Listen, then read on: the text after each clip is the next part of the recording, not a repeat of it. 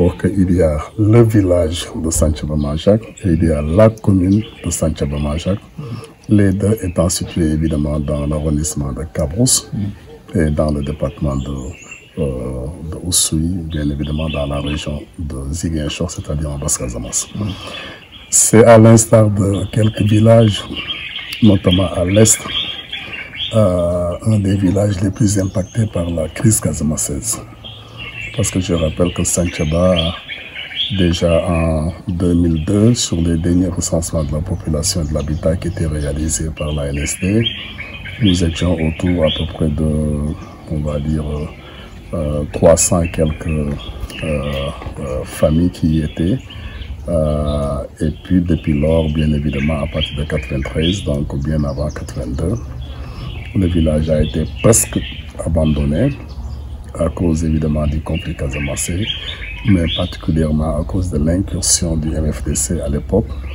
Et c'est dans le même sillage d'ailleurs que le parc national de Basse-Casamance, qui est situé dans la même zone, a été également déguerpi à cause des questions de sécurité. Tous ces villages jusqu'à Djaken et Djanten et au-delà, qui ont toujours été impactés à l'époque particulièrement, il y en a qui ont réussi à retourner presque totalement, d'autres sont en voie de retour, comme Santhiaba Majak, comme Kahem, comme Djirek, qui sont également des villages qui dépendent de la commune de Santhiaba Majak. Efok aussi, mais comme vous l'avez vu, lors du Boukout, l'essentiel des villages de Efok est retourné, même si par ailleurs, il y a un certain nombre de mines qui sont signalées le long évidemment de la frontière avec la Guinée-Bissau. Il faut d'abord poser le paradigme que la paix elle est là en Casamance, malgré tout ce que les gens disent. Il y a un certain nombre de problèmes qu'il faut résoudre et qui sont les conséquences pratiques de la guerre, particulièrement. Et ça concerne évidemment les mines.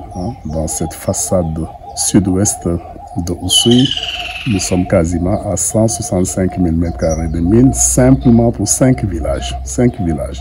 Il reste 7 autres villages dont on ne connaît pas encore le statut. Ça veut dire que, en termes d'évaluation des mines, il y a énormément de choses encore qu'il faut faire. Le déminage ne dépend pas des populations, ça dépend de l'État et ça dépend aussi de la réactivité du MFDC. Disons globalement que le déminage a déjà démarré dans le Goudomp depuis cette année.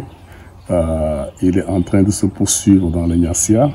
Il était prévu depuis très longtemps d'ailleurs dans le Niassia, mais les démineurs avaient été kidnappés à l'époque.